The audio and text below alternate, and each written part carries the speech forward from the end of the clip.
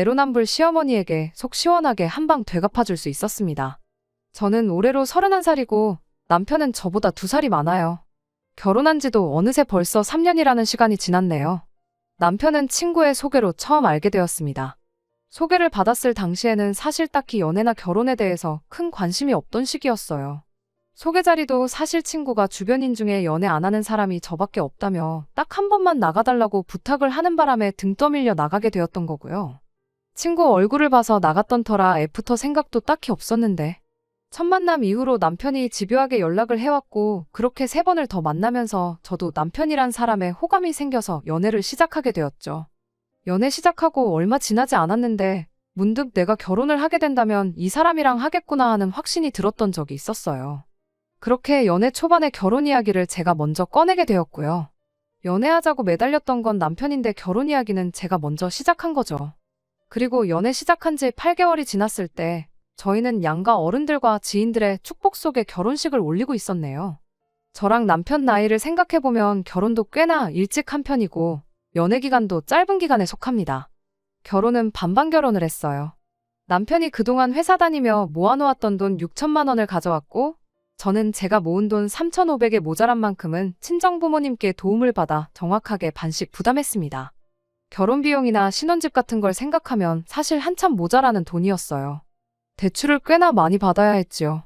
이자 부담에 여러 가지 이유로 결혼 후에도 계속 맞벌이는 유지할 계획이었습니다. 저는 평범한 중소기업에 다니고 있었고 남편의 경우는 그래도 관련 업종에서 이름이 어느 정도 알려진 회사를 다니고 있었죠. 회사 규모도 적당히 크고 다 좋았지만 월급이 넉넉한 편은 아니었습니다. 제 월급이 200 조금 넘는 상황이었고 남편도 300만 원 정도의 월급을 받으며 일하고 있었어요. 둘이 합쳐도 대출이자 생각하면 벌이가 넉넉한 편은 아니었지요. 결혼 허락 받으러 갔을 때 시어머니가 제 월급에 대해서 물어봤던 적이 있어요. 사실 요즘 아르바이트를 최저시급으로 일해도 200만 원 언저리까지 번다고들 하잖아요? 반대로 생각해보면 당시 제가 회사 생활 3년 차였는데 고작 최저시급보다 조금 더 벌고 있는 상황이었던지라 제 월급에 대해서 스스로에게 조금 부끄러워했던 경향이 있었어요. 그래도 결혼 허락 받으러 간 자리에서 시어머니가 물어본 질문이었는데 그걸 숨기기도 그렇고 부풀려서 말할 수도 없는 노릇이었죠. 결국 주저하다가 사실대로 대답을 했죠. 제 예상과는 다르게 시어머니는 여자가 그 정도 벌면 됐지 하면서 대수롭지 않게 받아넘기셨어요. 그때는 시어머니가 제 체면을 생각해서 그렇게 대답하신 줄 알았고 그 배려에 감사한 마음까지 가졌었어요. 나중에서야 알고 보니 사실은 제 체면 때문이 아니라 아들 체면을 위해 그런 대답을 하셨던 거였고요. 남편도 회사 이름값 대비 같은 직종에 종사하는 사람들과 비교해보면 넉넉한 월급이 아니었으니까요. 혹시나 제가 남편보다 월급이 더 높으면 아들 기가 죽지 않겠나 뭐. 그렇게 생각하셨던 것 같고 그래서 제 월급을 듣자마자 그 정도 벌면 충분하다고 하셨던 것 같습니다. 비록 둘이 합쳐 500만 원 조금 넘는 월급이었지만 그래도 맞벌이 유지하면서 생활비 내고 이자 갚고 하면서 어느 정도 저축도 할 수 있는 상황이었어요. 그래서 원래 계획대로였다면 작년부터 자녀 계획을 시작해서 올해는 좋은 소식도 기다려볼 법했는데 안 그래도 안 좋은 주머니 사정이었는데 생각지도 못한 악재가 겹치는 바람에 어쩔 수 없이 자녀 계획을 뒤로 미루는 결정을 내리게 되었습니다. 제가 회사를 잠깐 쉬어야 하는 상황이 생기게 되면서 결국엔 실직을 하게 되었거든요. 오늘 제 이야기를 하려면 이때의 이야기를 안 할 수가 없어요. 실직하기 전까지는 오히려 이제 집안에 좋은 일들만 가득하겠구나 싶었던 나날들의 연속이었어요. 박봉으로 일하던 직장이었지만 또 회사에 오래 붙어 있으니 저도 어느덧 경력자 대우를 받기 시작했고 그간 수고했던 노고를 알아주기라도 한 건지 미약하긴 하지만 월급도 조금 올랐었어요. 더 좋은 소식은 남편이 다른 회사에서 더 좋은 조건으로 스카웃이 되었다는 거였어요. 관리자급 대우로 이직을 하게 되었던 터라 새로운 회사에서 남편에게 이직하기 전 한 가지 제시한 조건이 있었는데 업무와 관련된 자격증을 취득해오라는 것이었습니다. 하지만 남편이 다니던 회사에서 이직 사실을 알게 되면서 남편한테 이유도 없이 야근을 시키거나 하는 식으로 못살게 굴기 시작했어요. 공부할 시간이 모자라다 보니 결국 남편은 퇴사를 결정했고요. 회사 다니면서 반년 정도 공부해 자격증을 취득하는 쪽으로 계획을 세웠었는데 퇴사를 하면서 그 기간을 3개월로 줄이겠다고 내린 결정이었습니다.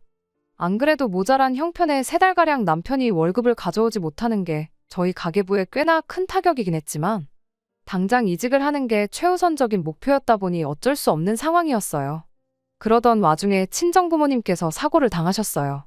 여름휴가 다녀오고 올라오는 길에 고속도로에서 교통사고가 크게 났었습니다. 다행히 목숨에는 지장이 없었지만 두 분 다 크게 다치셨어요. 한 달 가까이 병원에 입원해 계셔야 했고 퇴원 후에도 한동안은 쭉 병원에 통원 치료를 다녀야 했습니다. 두 분 다 팔다리 쓰기가 힘든 상황이었기에 곁에서 간병을 해줄 사람이 필요했습니다. 고맙게도 남편이 자기가 두 분 간병을 하겠다고 자처해줬어요. 어차피 시험 공부 때문에 책상 하나만 있으면 되는 거 아니겠냐고 하면서요. 통원 치료를 위해 병원 모셔다 드리는 게 매일같이 가는 것도 아니니 친정집에 머물면서 두 분 필요할 때 수발 들어주고 나머지 시간에 공부를 하겠다는 계획이었습니다. 시험까지도 시간이 어느 정도 남아 있었고 만에 하나 회사에 다시 출근하게 된 이후에도 장인 장모님 간병해줄 사람이 필요하면 그때 가서 간병해줄 사람을 구하면 되는 거 아니겠냐고요. 그런데 이 사실을 알게 된 시어머니가 그게 가당키나 한 일이냐며 반대를 하고 나섰습니다. 이러다 남편이 자격증 시험에라도 미끄러져서 이직도 못하게 되는 거 아니냐고 하면서요. 솔직히 저도 그 부분은 아예 생각을 안 해본 게 아닙니다. 똑같이 걱정도 됐고요. 하지만 남편이 그렇게 하면서 시험 준비해도 어려울 것 없고 그거 잠깐 도와드린다고 못 붙을 시험이었으면 시작도 안 했다며 걱정 마시라고 못을 박더라고요. 하지만 남편의 해명에도 시어머니는 이 상황을 끝까지 탐탁치 않아 하셨어요. 급기야는 저한테 따로 전화까지 하셔서는 내 눈에 흙이 들어가도 내 아들이 너네 부모 간병하는 꼴은 못 본다는 말까지 하더군요. 영 끊고 살 자신 있으면 어디 한번 니네 집에 내 아들 한번 보내보라는 소리도 서슴지 않으셨고요. 강경한 시어머니 태도에 저는 남편에게 이 사실을 전했고 남편이 다시 시어머니와 이야기해보겠다고 했습니다. 하지만 오히려 역효과가 났어요. 시어머니는 저에게 이젠 하다못해 고자질까지 하냐면서 내 아들한테 할 소리였으면 너한테 전화를 했겠냐며 더 노발대발하셨어요. 결국 저도 남편도 시어머니의 고집을 꺾을 수 없었습니다.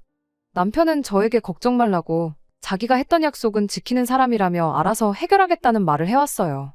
친정부모님 퇴원날 맞춰서 남편이 짐 챙겨서 친정으로 향했고요.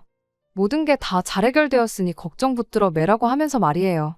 저는 그 말을 철석같이 믿었는데 사실은 전혀 해결된 게 아니었습니다. 남편이 시어머니한테는 말로만 간병 안 하겠다는 식으로 둘러대기만 했던 거였어요. 그때그때 시어머니한테 가끔 걸려오는 전화만 넘기면 되겠다고 생각했었나 본데? 문제는 저희 시어머니가 그렇게 호락호락한 사람이 아니었다는 거예요. 남편이 자기 어머니를 과소평가했던 거였죠. 남편 전화를 받고 시어머니가 바로 그 다음날 저희 집에 아예 짐을 싸들고 찾아오셨거든요. 퇴근하고 집에 도착한 제가 현관문 앞에서 무표정으로 저를 노려보고 있는 시어머니를 마주했을 때 정말 너무 놀라서 심장이 철렁하고 내려앉는 느낌이었습니다. 남편은 친정에 있는 동안 공부한다는 핑계로 시어머니 전화를 계속 무시하고 있었던 상황이었던 터라 시어머니가 설마 집에까지 찾아오셨을 거라고는 상상도 못했었고요.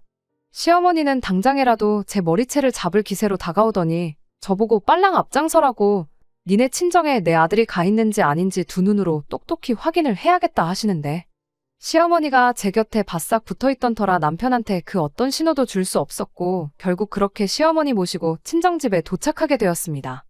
이유는 안 봐도 뻔하겠죠. 아주 친정집이 난장판이 되었어요. 시어머니는 아직 뼈도 제대로 안 붙어 거동도 불편한 저희 친정부모님께 할 말 못할 말 가리지 않고 따따따 쏘아붙이기 시작했습니다. 사돈은 모아놓은 돈이 얼마나 없길래 그 구하기 쉬운 간병인 하나도 못 구해서 남의 아들을 부려먹느냐. 자식이 없는 것도 아니면서 부려먹을 거면 이 집 자식을 부려먹어야지 왜 귀한 남의 집 자식한테 간병을 받느냐 하면서 저희 친정부모님한테 화를 내더군요. 친정부모님은 이런 비하인드 스토리를 모르셨으니 난데없는 시어머니의 등장에 엄청 당황을 하셔서 제대로 대답도 못했어요. 남편이 어찌어찌 시어머니를 집 밖까지 끌고 나가서 그만 좀 하시라고 이를 키운 건 난데 왜 장인 장모님께 그러냐며 한 소리 했지만 시어머니는 현관문 너머 저랑 저희 친정부모님 들으라는 듯이 언성을 더 높이면서 아주 난리법석을 떨어댔습니다. 아무튼 그날은 어찌어찌 넘어가긴 했는데 문제는 그 이후였어요. 친정에서는 이런 어이없는 경우에도 불구하고 시어머니한테 먼저 사과부터 하셨습니다. 자초지종을 몰랐으니 사위의 호의가 고마울 따름이었고 애초 계획한 대로 간병인을 구할 테니 노여움 푸시라고요. 그런데 시어머니가 간병인도 쓰지 말라며 고집을 부리기 시작했습니다. 이러다 또 당신 모르게 당신 아들이 간병을 하게 될 줄 어떻게 아냐며 짐 싸들고 온 김에 당신이 저희 집에 머물며 직접 아들 공부하는 동안 뒷바라지를 해주겠다고 하시더니 제가 꼴도 보기 싫다면서 그동안 저는 친정에 머물면서 부모 간병이나 하라고 했거든요. 아들이 공부하는 동안 마음 약해지게 집에 얼굴 비칠 생각하지 말라고 하면서 말이죠. 시어머니는 집에 내려갈 마음이 없어 보였고 솔직히 저도 시어머니한테 많이 실망했고 화나는 게 있어서 그렇게 하겠다 했어요. 시어머니랑 남편이 집에 돌아가는 길에 남편이 저에게 눈빛으로 미안하다 사과를 하기는 했지만 그거 가지고는 풀릴 감정은 절대 아니었습니다. 친정부모님이 저한테 너까지 일을 안 하면 집에 수입이 없지 않느냐며 간병인 쓸 테니까 그럼 그동안 친정에서 지내면서 출퇴근을 하라고 하셨지만 제가 괜찮다고 직접 간병하겠다고 했습니다. 사실 그때까지만 해도 제가 회사에서 잘리게 될 줄은 몰랐거든요. 월급이 오르면서 당시 회사 사장이 장기 근속한 사람들은 특별 대우를 해줘야 한고 하면서 무급이긴 하지만 한두 달 정도 긴 휴가를 허락해주겠다는 말이 있었거든요. 원래는 이걸 나중에 아이가 생겨서 아이 태어났을 때 쓰겠다고 아껴두려고 했지만 상황이 그렇다 보니 어쩔 수 없이 미리 써버렸습니다. 그렇게 친정부모님 간병은 제가 하게 되었는데 세상에 한 달도 지나지 않아서 회사에서 청천벽력 같은 연락을 받게 되었습니다.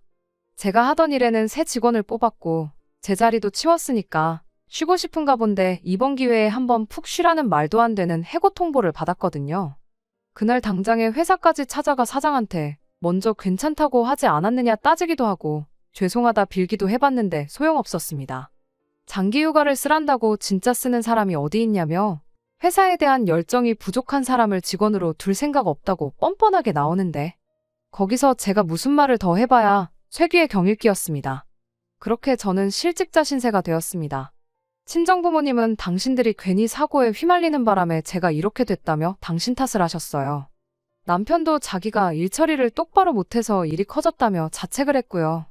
친정부모님이 간병인 썼어도 똑같은 돈 나갔을 거라며 저한테 600만 원을 건네주시긴 했지만 따지고 보면 시어머니 탓이 제일 컸는데 막상 시어머니는 제 실직을 두고 그깟 돈 얼마 벌지도 못하는 걸 회사라고 다녔냐며 이참에 전업주부 하면서 내 아들 내조나 잘해주라고 나오더군요. 하고 싶은 말이 잔뜩 있었지만 다 참았습니다. 그나마 다행이었던 건 어느덧 친정부모님도 제 도움이 필요 없어지셨고 남편도 다시 출근을 하게 되었다는 사실이었어요. 이직 조건도 좋아서 월급도 300만 원에서 400만 원으로 오르긴 했지만 암만 제 월급이 최저시급 정도밖에 안 되는 박봉이라 할지라도 둘이 벌어서 501대랑 비교하면 오히려 벌이가 줄어드는 거잖아요.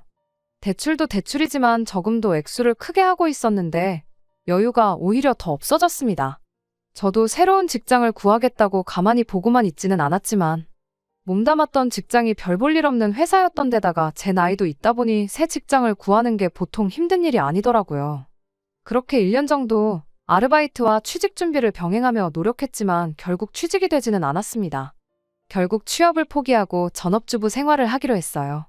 어쨌든 결혼하면서 저희가 세워놓았던 인생 계획도 있었고 남편도 결혼 3년 차가 되니까 예정했던 대로 아이를 갖고 싶은 마음이 더 컸나 보더라고요. 새로 취직이 되면 되는 거고 아니면 아닌 거니 조급해하지 말고 천천히 새로 계획을 세워보자고 저를 다독여줬습니다. 시어머니 한 번에 고집에 꼬일 대로 꼬여버린 인생 계획이었지만 그래도 남편이 언제나 최선을 다했고 저한테도 이토록 잘했기에 우리 둘만 힘을 낸다면 앞으로 다 잘 풀릴 거라 생각했어요. 시어머니하고는 그날 사건 이후로 개인적으로 서로 전화는커녕 얼굴도 안 보는 사이가 되었던 터라 고부간의 갈등 문제는 크게 걱정이 되지 않았습니다. 지난 시간 동안 시댁에 일이 있으면 남편 혼자 다녀오는 식으로 지내고 있었고 저도 언젠가부터는 시어머니라는 존재를 잊고 지냈었는데 최근 언젠가부터 시어머니한테 매일같이 전화가 오기 시작했습니다. 1년이 넘는 시간 동안 연락 한 통 없이 지냈고 남편한테도 저를 괘씸한 며느리라 칭하며 평생 둘이서 서로 얼굴은 볼 일 없을 거라 호언장담하셨던 분이 이렇게 매일같이 연락을 해오니 솔직히 다른 속내가 있는 건 아닌가 하는 의심도 들었어요. 걸려오는 전화를 계속 무시만 하고 있다가 혹시나 싶어 남편한테 뭐 알고 있는 거 있느냐고 물어봤는데 남편도 전혀 감도 안 잡힌다며 모르겠다고 하더라고요. 조만간 시댁 찾아가 무슨 일인가 물어보겠다고 하길래 그러라고 했죠. 그러다 얼마 뒤에 남편이 생각지도 못한 소식을 가지고 왔습니다. 시어머니가 그동안 저한테 너무 미안했고 그때 일을 사과하고 싶다고 저한테 계속해서 연락을 했던 거라 하는 거예요. 놀랍기도 했지만 솔직히 그때까지도 별 믿음이 가지는 않았습니다. 제가 연락을 피하긴 했지만 전화만 안 받았을 뿐. 문자를 보낸다던가 직접 찾아온다던가 하는 식으로 다른 연락을 취하는 길도 있었을 테고. 아니면 제가 몇 주 동안 걸려오는 연락을 다 무시하고 있을 때 아들인 남편한테 저랑 중간다리를 놔달라던가 하는 식으로 말을 꺼냈으면 일이 더 빨랐을 텐데 말이에요. 사실 시어머니랑 풀고 싶은 마음은 없었지만 또 남편이 이렇게 기쁘게 소식을 전해오는데 그걸 무시할 수는 없겠더라고요. 아무래도 어머니와 아내 사이에 껴있었으니 남편 속이 아니었겠죠. 자식 입장에서 며느리인 제가 먼저 숙이고 들어갔으면 하는 바람도 있었을 텐데 저한테 그런 식의 강요는커녕 그 어떤 뉘앙스조차 보이지 않았던 사람이에요. 그런 남편이 뛸 듯이 기뻐하며 이제 시어머니랑 풀 수 있을 것 같다고 좋아하는데 그걸 보고 싫다고 거절할 수 없겠더라고요. 그래서 얼마 뒤 날을 잡아서 남편하고 시댁에 찾아갔습니다. 예전처럼 제가 시어머니를 좋은 분이라 생각하고 기대에 부응하기 위해 노력하는 그런 고부관계는 물 건너갔지만 형식적으로나마 남들 하는 만큼은 하고 살겠구나 하고 찾아간 건데 그런 저와 남편의 기대는 시댁에 도착한 지 단 30분도 지나지 않아서 산산조각이 나버리고 말았습니다. 처음에는 마음에도 없어 보이는 제 안부랑 친정부모님 안부를 묻기 시작했어요. 원래도 살가운 관계가 아니었다 보니 그나마 그 이야기가 끝나니 5분도 안 돼서 대화할 거리가 떨어지고 말았죠. 어색한 표정만 주고받으며 침묵을 유지하고 있었는데 시어머니도 이게 뭐라고 더 길게 끌게 뭐 있나 싶었는지 곧바로 본론을 꺼내더군요. 시어머니가 원래도 계속 무릎 쪽이 안 좋았는데 얼마 전에 실족을 하면서 크게 넘어지는 바람에 안 좋았던 무릎이 더 안 좋아졌나 보더라고요. 이참에 회복하면서 인공관절 수술을 받아야겠다는 계획을 세웠나 본데 수술을 받으면 한 3주에서 한 달 정도는 입원이 필수라고 합니다. 거기에 병원에서 수발 들어줄 간병인이 필요한 상황이었고 퇴원하고 나서도 한동안은 보조기구가 없으면 거동도 불편한 상황이라 그때도 곁에서 당신을 도와줄 사람이 필요했던 거예요. 저랑 풀고 싶어서 저를 찾은 게 아니고 그걸 저한테 시킬 계획으로 저를 찾았던 거죠.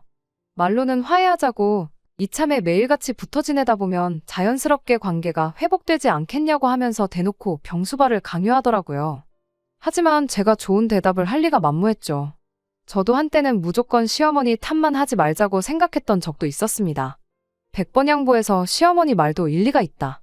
남편이 자처해서 친정부모님을 간병하겠다 나섰지만 결국 따지고 보면 시어머니 말대로 제가 남편한테 대리효도를 시킨 거였다. 무조건 시어머니만 탓할 게 아니다. 이렇게 말이죠. 하지만 친정집까지 쳐들어가서 저희 부모님한테 돈이 있네 없네 경우가 있네 없네 따지며 큰소리 친 것부터 제 실직에 늦춰진 자녀 계획까지 그런 거 생각해보면 도무지 좋은 대답이 나오지 않았어요. 어떻게 좋게 돌려서 거절해볼까 했는데 단호하게 말하는 것만큼 깔끔한 게 없는 것 같다 싶어서 간병은 못 해드린다고 딱 잘라서 대답했어요. 조금만 생각해봐도 제가 시어머니 간병 요청을 거절할 건덕지밖에 없는데 시어머니는 제가 거절하고 나오는 걸 전혀 예상도 못했나 봐요. 화해하고 싶다고 했으면서 제가 거절하자마자 저한테 화를 내기 시작했거든요. 그것만 봐도 애초에 화해는 그냥 간병 이야기 꺼내야 되니까 했던 소리였다는 걸 알 수 있었어요. 보나마나 간병인 한 달에 한 250 정도는 줘야 한다니까 그 돈이 아까워서 저한테 시킬 계획이었던 거겠죠. 아니나 다를까 곧바로 돈 이야기부터 꺼내더군요.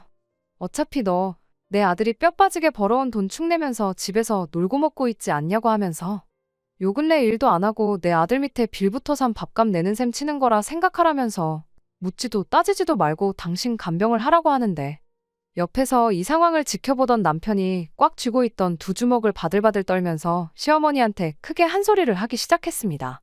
지금 내가 외벌이를 하고 있는 게 누구 탓인데 그런 소리를 하시냐면서요. 그리고 제 속에는 쌓여만 있던 말이었는데 남편이 시어머니가 친정집 쳐들어와서 저희 부모님한테 했던 말을 그대로 읊어주기 시작했어요. 어머니는 모아놓은 돈이 얼마나 없길래 남의 집 자식한테 간병을 시키느냐고 부탁할 거면 어머니 말대로 이 집 자식인 나한테 하는 게 맞는 거 아니냐고 하면서요. 시어머니가 대번에 너는 돈 벌어오잖니 하면서 말을 꺼내는데 말 끝나기가 무섭게 남편이 그때도 집사람이 혼자 돈 벌어오던 상황이었던 거 알고 계셨지 않느냐고 하더니 더 듣기 싫다고 간병인 쓰시고 돈 없어서 그러는 거면 알아서 하시라고. 내 배우자를 가족 대우는커녕 식모만도 못한 취급을 하시는데 어머니가 나한테 부탁해도 간병해드릴 생각 없다고 딱 말을 자르대요. 저보고 그만 가자고 저를 데리고 일어나면서 진심으로 사과하실 생각 없으면 앞으로 나한테도 연락하지 마시라 하고는 현관문 밖을 나섰습니다. 처음엔 남편이 나 때문에 어머님과 대판 싸우게 됐구나 싶어 당황스러웠는데 제가 속에만 담아두고 미처 꺼낼 엄두도 못했던 말들을 다 쏟아내주니 마음 하나만큼은 정말 후련했네요. 시어머니는 집 밖으로 나가는 저희를 두고 자식 새끼 키워봐야 아무 소용이 없다고 며느리 하나 잘못 들였다가 아주 집안꼴이 말도 못하겠다며 엄청나게 욕을 퍼부으셨습니다. 하지만 크게 신경 쓰이지는 않았어요. 남편이 이렇게 든든하게 버텨주는데 뭐가 무서울 게 있나 싶었으니 말이지요. 시어머니는 결국 간병인을 구하셨다고 하더라고요. 하지만 아직 남편도 저도 시댁에 먼저 연락하고 있지는 않습니다. 얼마 되지도 않았지만 매달 외식이나 하시라고 보내던 용돈도 끊어버렸어요. 남편한테는 고맙기도 하고 동시에 미안하기도 하고 여러 가지 마음이 교차하네요. 다른 사람도 아니고 어머니와 그렇게 되었으니 그 속은 제가 생각하는 것보다 훨씬 더 문드러져 있지 않을까 싶어요. 며느리인 제가 어른인 시어머니에게 먼저 사과를 받아내겠다는 생각은 추호도 없지만 그래도 아마 제가 먼저 시어머니에게 화해의 손길을 내미는 일은 앞으로도 없을 것 같습니다. 며느리 입장에서 시어머니와 연 끊고 지내는 게 훨씬 더 편해서 그런 건 아니에요. 시어머니가 저렇게 된 게 자업자득이라 생각하는 건 더더욱 아니고요. 저와 시어머니의 문제에서 이젠 남편과 시어머니의 문제가 되었으니 앞으로 어떻게 되던 간에 남편이 내리는 결정에 따르려고 해요. 제가 원치 않은 방향일지라도 저를 위해 제 편이 되어준 남편이 내린 결정이라면 그렇게 할 생각입니다. 끝까지 들어주셔서 감사합니다. 오늘의 사연은 여기까지입니다. 구독과 좋아요, 알람 설정 부탁드리고 더 좋은 사연으로 다시 찾아뵙겠습니다. 감사합니다.